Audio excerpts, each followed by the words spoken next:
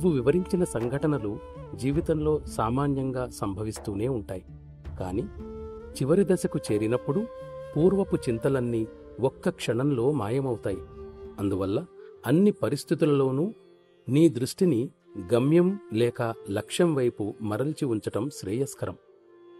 దైవకృప వలన నీవు ఇప్పుడు దానివైపు మొగ్గి ఉన్నట్లు కనబడుతోంది.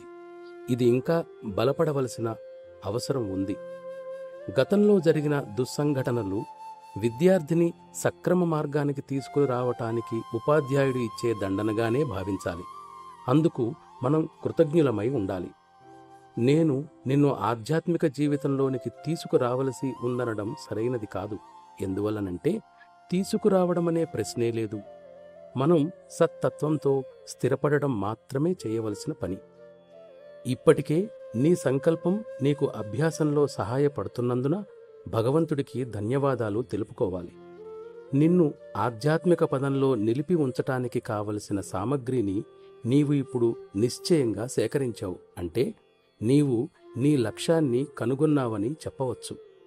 ఇప్పుడు లక్ష్యాన్ని గురిచూసి బాణాన్ని వేయటమే నీవు చేయవలసిన పని. సంకల్పం బాణంగానూ హృదయం విల్లుగానూ అవుతుంది. కాని అదే సమయంలో అందుకు శక్తిని ప్రయోగించటం అవసరమవుతుంది.